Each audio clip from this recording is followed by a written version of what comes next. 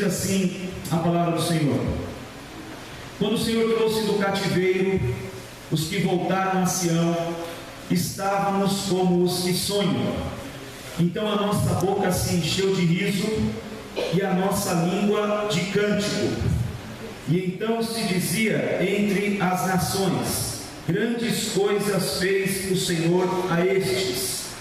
Grandes coisas fez o Senhor por nós, pelas quais estamos alegres. Traze-nos outra vez, ó Senhor, do cativeiro, como as correntes das águas do sul, ou as correntes do Negueb. Os que semeiam em lágrimas cegarão com alegria.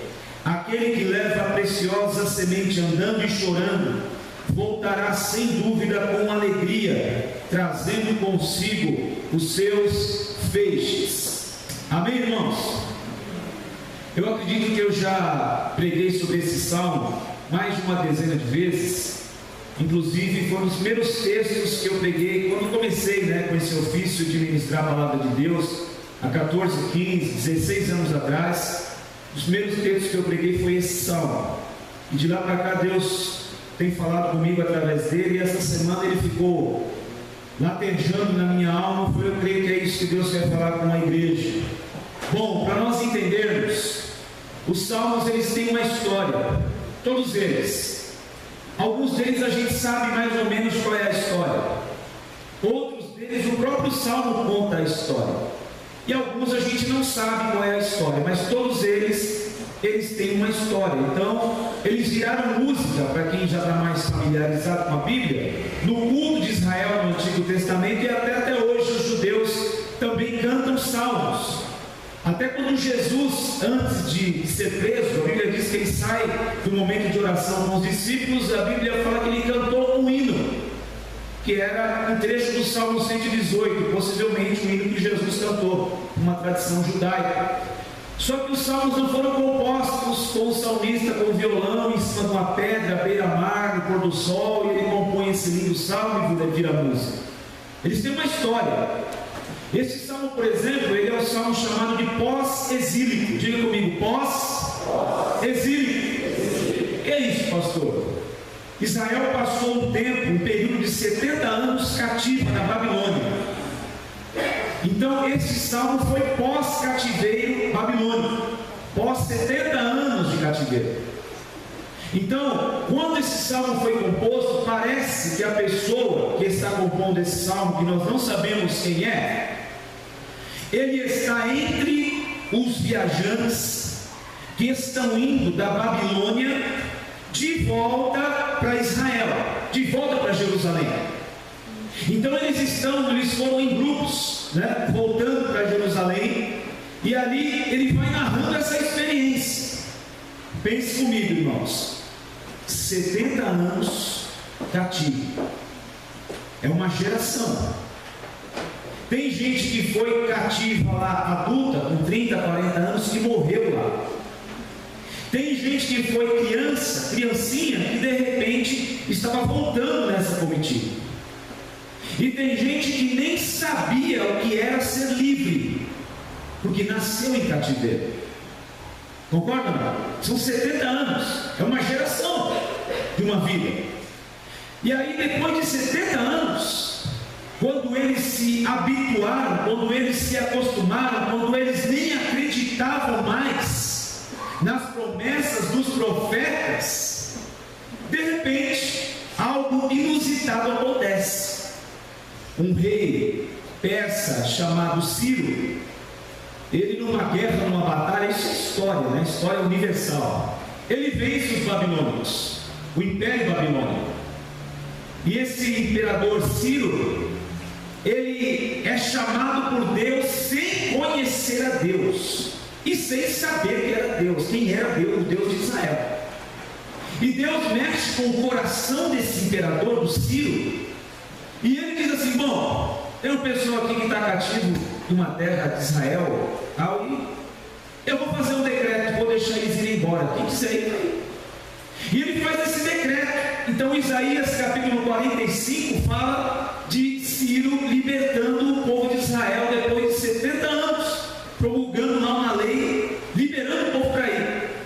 Então de repente o pessoal que estava na Babilônia, alguns que nasceram lá, outros que passaram quase a vida inteira lá, praticamente, velhinhos talvez, de repente passa um homem em cima de um cavalo, gritando. De repente ele para no meio de uma praça e começa: ei, assim diz o imperador, vocês de Israel, povo de Israel, vocês estão liberados. Ciro, o imperador, decretou a lei, chancelou o seu anel imperial real, e quem quiser voltar está livre para voltar para a sua terra. O pessoal olhou aqui e falou: peraí, não entendi. Repete, por favor. Quem quiser voltar para a sua terra pode voltar, que o cativeiro acabou. Um olhou para o outro e falou: meu Deus, eu não estou acreditando. Será que é verdade? Aí um homem disse para o outro assim: por favor, me belisca para ver se eu estou acordado. Aí o cara dava um beliscão no outro assim, o cara: ai caramba, que beliscão tão forte. Você está acordado. E eles entenderam e começaram a se arrumar para voltar. Quando eles voltaram, eles estavam numa mistura de êxtase, de alegria, de lágrima. Uns cantavam, outros sorriam. E quando eles iam passando diante dos vilarejos, dos povoados, o pessoal olhava e via aquilo, e também sabia dos 70 anos de cativeiro, e olhava para aqueles israelitas voltando para a sua terra, e diziam assim: grandes coisas fez o Senhor por eles. E eles vão embora cantando, celebrando, sorrindo, e eles olhavam um para o outro e diziam: é verdade, o que esse povo está dizendo sobre nós é verdade, de fato grandes coisas fez o Senhor por nós, por isso é que nós estamos alegres. Eles continuam. Essa é a narrativa do Salmo, essa é a motivação do Salmo. Só que o Salmo, ele não termina aí. No versículo 4 acontece algo meio esquisito. Eles estão alegres, eles estão felizes, e de repente no versículo 4 ele diz assim: traze-nos outra vez, Senhor, do cativeiro, como as correntes das águas do sul. Mas por que traze-nos outra vez se a gente não está mais no cativeiro? No versículo 5 ele diz assim, parece que muda totalmente o assunto, já não fala mais de liberdade, nem de cativeiro, nada, mas ele diz: os que semeiam em lágrimas colherão com alegria, e aquele que leva a preciosa semente andando e chorando voltará sem dúvida com alegria, trazendo os seus molhos. Irmãos, nós podemos dividir este salmo em 3 partes principais, que é o versículo de 1 a 3. Então no versículo de 1 a 3 parece que o salmista está olhando para trás, e ele olha para trás, para o passado, e enxerga um passado glorioso. Imagina, 70 anos de cativeiro, e ele está voltando para a sua terra. Então ele olha para trás e diz: puxa vida, Deus fez algo maravilhoso lá atrás na nossa vida. Versículo de 1 a 3: tanto é que os povos vizinhos estão dizendo que, reconhecendo que o nosso Deus verdadeiramente é Deus. Depois no versículo 4 ele muda o assunto e parece que agora ele encontra-se no presente. E quando ele olha para o seu presente, para o seu hoje, aí ele diz: não está bem, não está legal, não está do jeito que eu gostaria. O meu hoje está aquém do que deveria ser. Quando eu olho para o ontem, eu vejo que está maravilhoso, mas eu olho para o hoje e não está bem. Versículo 4. E no versículo 5 e 6, ele projeta para o futuro. Então ele fala sobre semeadura com lágrima, semear com lágrima, colher com alegria. Então ele projeta para um futuro difícil, um futuro em que as lágrimas realmente cairiam, mas que seria um futuro triunfante, conforme ele termina o salmo. E isso pode se assemelhar demais com as fases da nossa vida, da sua vida, essas 3 partes do salmo. Então a semelhança dos judeus no cativeiro Haja visto que esse cativeiro aconteceu por desobediência, por afastar-se do Senhor, por dar as costas a Deus, por desconsiderar os mandamentos de Deus, a consequência foi o cativeiro. Os profetas, principalmente o Jeremias, eles viveram a vida praticamente inteira dizendo: vocês vão para o cativeiro, vocês vão para o cativeiro, Deus está bravo com vocês, Deus está olhando as atitudes de vocês e o couro vai comendo o lombo de todo mundo. Se vocês não se voltarem para Ele, não se converterem a Ele, o cativeiro espera vocês. Sabe o que o pessoal fazia com os profetas? Batiam neles, armavam ciladas. O próprio Jeremias, eu preguei sobre ele uns tempos atrás aí. Deus chamou Jeremias e disse assim para ele: Jeremias, eu te levantei como profeta desde o ventre da sua mãe. Capítulo 1, versículo 5. Porém você vai profetizar e ninguém vai te ouvir. Eu te levantei para ser um profeta que vai falar e ninguém vai ouvir, disse Deus para Jeremias. Você aceitaria esse ministério? Só para eu saber. Quem quer ser profeta de Deus aí? Você aceitaria ser um profeta de Deus? E Deus já disse: você vai profetizar e eu vou dar as palavras, vou colocar na sua boca o que você vai profetizar, só que ninguém vai te ouvir. E Jeremias fez exatamente isso. E o pessoal queria tramar contra ele, queria matá-lo, queria prendê-lo, e vinham outros profetas e diziam: não, esse cativeiro vai acabar logo, isso aí vai ser bobeira, não vai acabar, não vai demorar muito não e tal. E Jeremias: vai sim, vai ser 70 anos. E o pessoal: não vai ser leve, não vai dar nada não, Deus não está tão bravo assim. E vai ter cativeiro. Irmãos, a inconsequência de Israel foi responsável por 70 anos pela destruição da sua cidade. Ei você, pai de família, ei você, mulher de Deus, cuide-se, viva seriamente com Deus. Eu, como pai de família, tenho uma responsabilidade sacerdotal. Eu não posso brincar com a minha fé, eu não posso brincar com a minha carreira, porque alguns passos errados para fora dos trilhos da vontade de Deus, eu posso levar a destruição para dentro da minha casa. Eu posso colher tempos de cativeiro para a minha família, para as minhas filhas. Então Israel foi para o cativeiro por causa da sua desobediência, por desconsiderar tudo que Deus falou, e as oportunidades que Deus deu foram várias através dos seus profetas, tentando convencê-los que Deus é misericordioso, que Ele é bom, que Ele volta atrás, que Ele se arrepende do mal que vai fazer. Lembra da cidade de Nínive que Jonas foi profetizar que seria destruída? Os homens se arrependeram, o rei se arrependeu, e Deus falou assim: fala para ele, Jonas, eu não vou destruir mais, não vou mais, porque eles se converteram. Então Deus está falando conosco dia após dia, semana após semana, culto após culto. Será que nós vamos esperar o cativeiro? Será que nós vamos retornar para trás?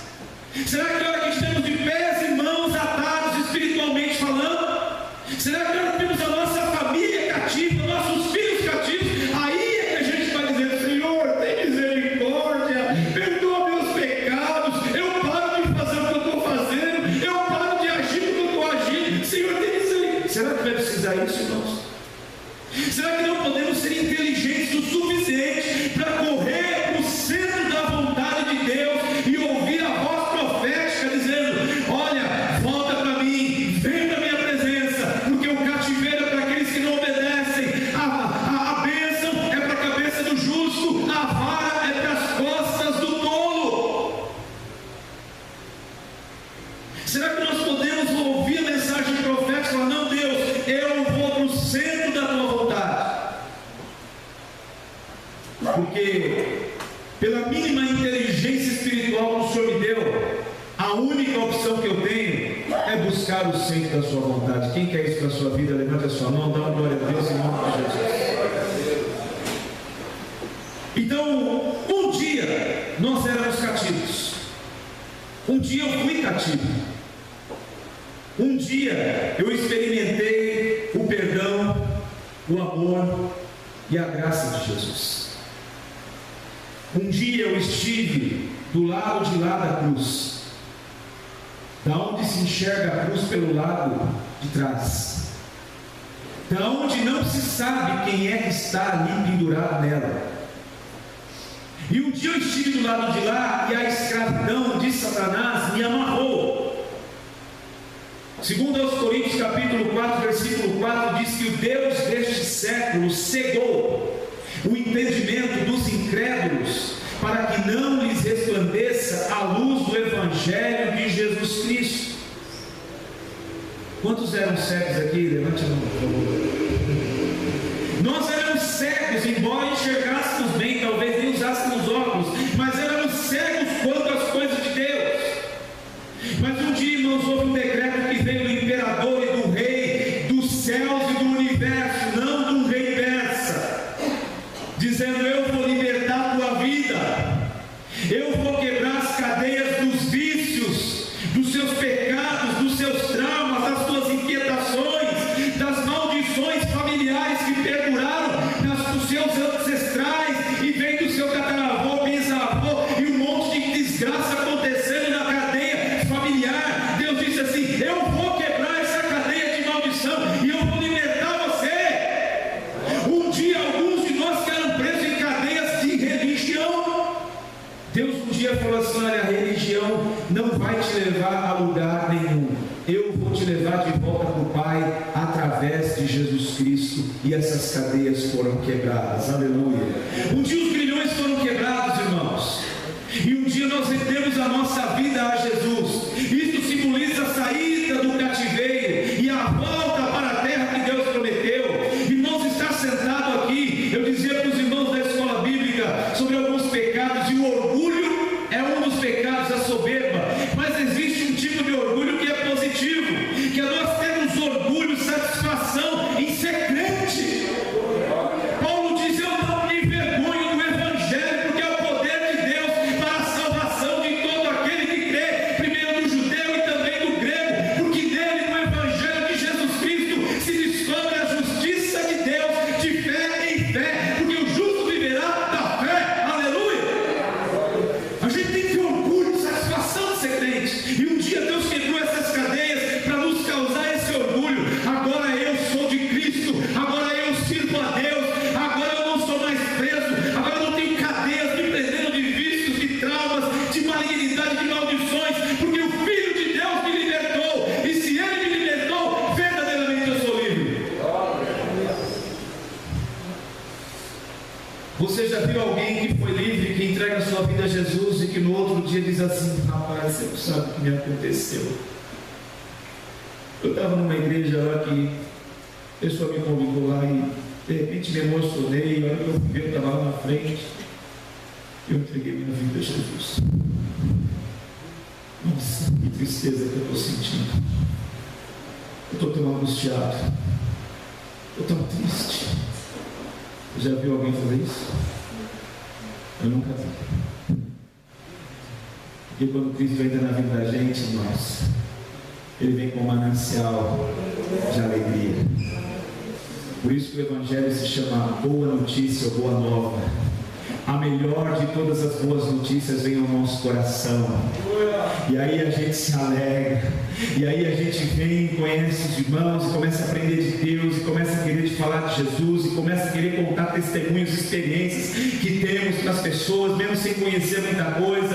E é uma grande alegria. E aí a gente quer comunicar, e quer aprender, e quer estar, vai ter uma vigília, vai ter um culto, e a gente fica feliz, e é uma bênção. Essa é a primeira parte do salmo, a saída do cativeiro. Só que no versículo 4 parece que passou algum tempo, e o salmista diz: Senhor, traz-me mais uma vez do cativeiro.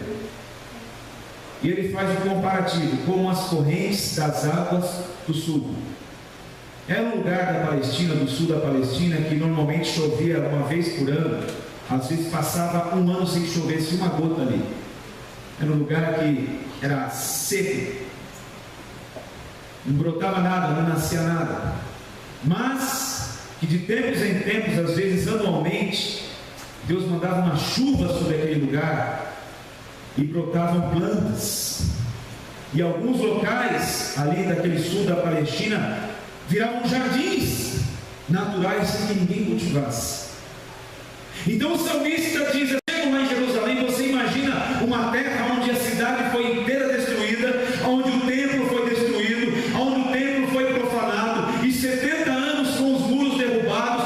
Ali nós não tínhamos o que fazer, a lavoura, o plantio não tinha o que se fazer naquelas terras mais. Então quando eles chegaram felizes para a sua terra e se depararam com a realidade, o salmista diz: Senhor, traz-nos outra vez, traz de volta a alegria, a mesma alegria que a gente teve quando saiu do cativeiro, que a gente achou que estava sonhando, acordado. Faz de novo, porque nós olhamos para a realidade que vivemos agora aqui em Israel e parece que a alegria fugiu de nós. Então nós fomos tirados do cativeiro um dia, vivemos esse tempo de júbilo, de alegria, só que o tempo foi passando e ao nos deparar com a realidade do hoje, parece que a gente está dizendo para Deus: Senhor, faz outra vez, eu quero sentir aquela alegria de novo. Será que tem alguém aqui assim hoje? Será que tem alguém ainda aqui hoje que de repente olha para trás e vê um passado legal, de muito riso, de alegria, das coisas de Deus fluindo, só que o tempo foi passando e ao se deparar com a realidade do hoje, do agora, parece que não há mais motivo para sorrir? É o que está acontecendo com este salmista. Mas ele diz assim: o Senhor faz conosco mais uma vez aquilo que o Senhor faz naqueles campos do sul, com as correntes que vêm do Negueb, em que o campo floresce. Então ele está dizendo: Senhor, a minha vida secou, mas o Senhor pode fazer florescer de novo. A minha vida está seca. Quando eu me deparo com a realidade do hoje, eu enxergo uma sequidão na minha alma, mas o Senhor ainda tem águas que podem vir e fazer florescer de novo o meu interior. Eu olho para trás e enxergo um passado legal, um motivo para me alegrar, mas me deparando com o presente, Senhor, parece que eu não encontro mais tantos motivos, parece que eu não vejo mais alegria na tua casa, prazer em tua casa, prazer em estar com os irmãos, em adorar o teu nome. Para mim é tudo vazio, para mim é tudo mecânico.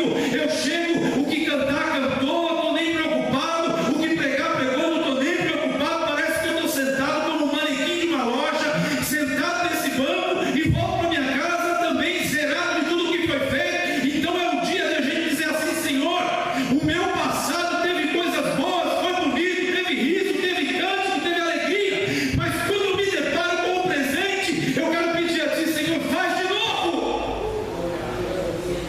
faz de novo, traz-nos outra vez do cativeiro. Não era o cativeiro babilônico, não era o cativeiro que estava prendendo a eles em algum lugar, não era a falta de liberdade de ir e vir, ou de sair ou entrar, era um outro tipo de cativeiro. Será que Deus precisa entrar com providência mais uma vez em nós? Será que, olhando para a nossa realidade do hoje, nós não podemos nos encontrar como salmista e dizer: Senhor, eu quero muito que o Senhor faça isso de novo, porque me deparando com a realidade do hoje, eu estou vendo que eu preciso. E o Senhor de vez em quando faz chover numa região que fica seca por muito tempo. Da mesma forma que o Senhor às vezes faz cair muita água ali e torna aquele lugar frutífero e um jardim com flores, eu acho que o Senhor também pode fazer com a minha vida. Essa é a conclusão que o salmista está tirando no versículo 4. Então ele está dizendo: Deus, age de novo nos lugares secos da minha vida, age de novo na monotonia cristã que eu estou vivendo, age de novo, porque eu estou assim robotizado na vida cristã e não há mais liberdade, alegria.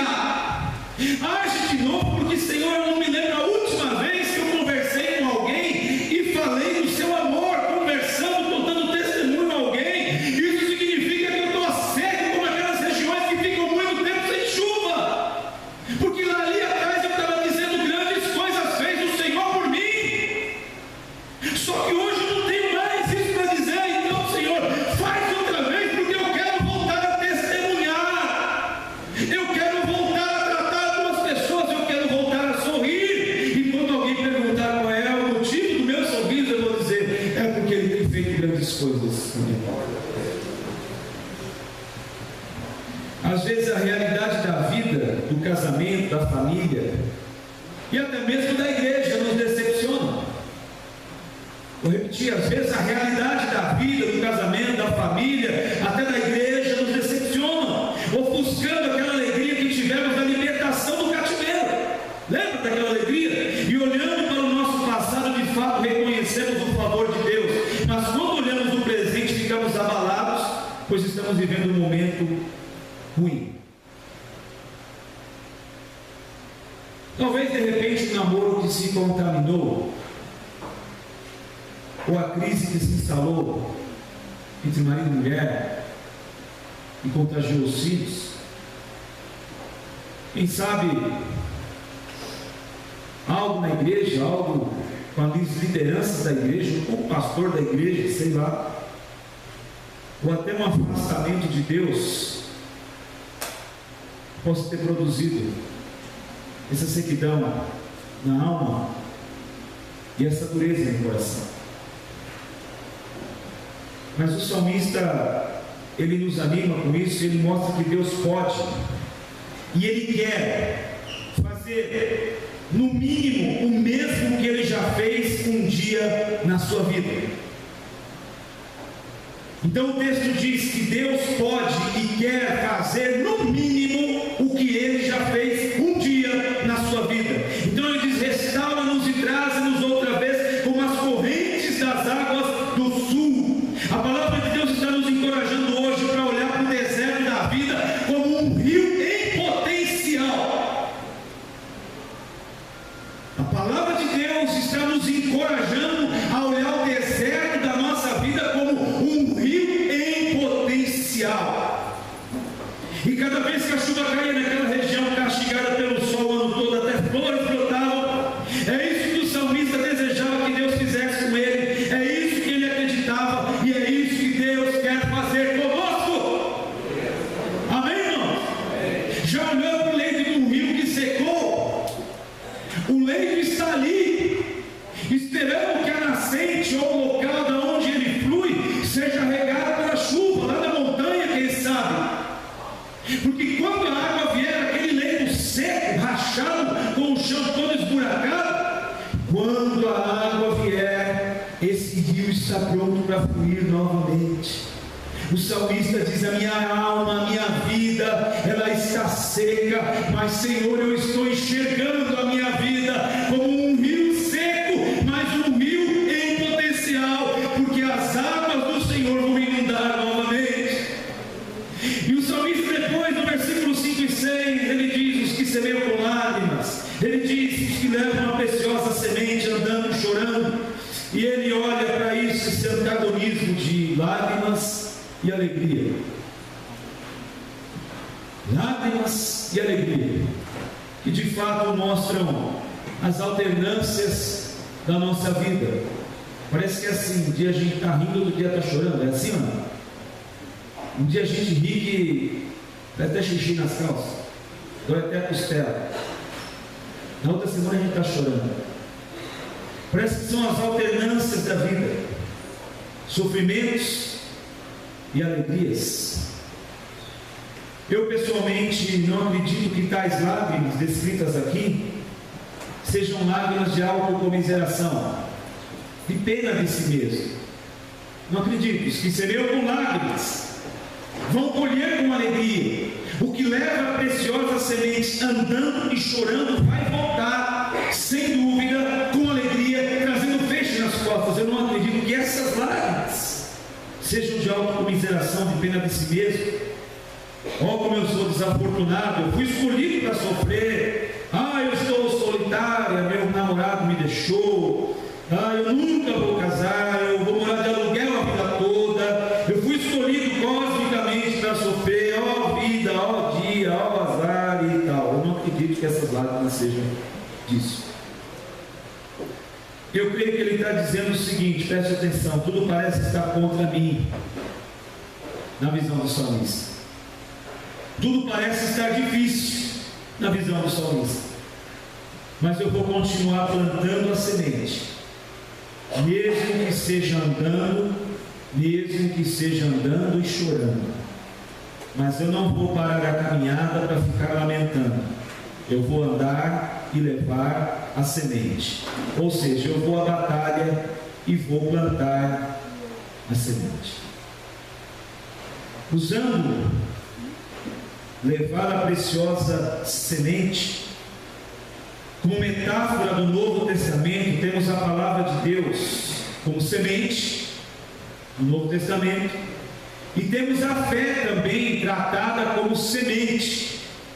E o próprio Senhor Jesus usou essas metáforas, essa figura de linguagem. Então, olhando aqui para o Antigo Testamento agora, aquele que leva a preciosa semente, a palavra de Deus, andando e chorando, aquele que leva a preciosa semente, a fé viva num Deus que tudo pode, andando e chorando, esse vai voltar, sem dúvida, com um feixe grande sobre as suas costas, um sorriso nos lábios, porque Deus é fiel, porque Deus é fiel, porque Deus é fiel. Aleluia! Então, eu quero projetar para o meu futuro, não um mar de rosas, porque o salmista no versículo 5 e 6, ele está projetando para frente. 1 e 2 e 3 ele olha para trás, no 4 ele olha para hoje, 5 e 6 olha para frente. A vida é dura, então eu não vou projetar um mar de rosas, porque eu vou me decepcionar com o mar de rosas. Eu estou prevendo sofrimento e lágrimas, mas eu estou carregando a palavra de Deus e a fé. Então eu estou projetando para o meu futuro, que eu creio e tenho convicção de que mesmo com sofrimento e com lágrima, haverá triunfo. Amém, irmãos? Mesmo com sofrimento, com choro e com lágrima, haverá triunfo lá adiante. É o que o salmista projeta. Então, mesmo que eu caminhe muito andando e chorando, um dia o choro será substituído pela alegria, porque já diz o Salmo 30, que a sua ira dura só um momento, Senhor, no seu favor está a vida. O choro pode durar uma noite inteira, mas a alegria vem ao amanhecer. Aleluia!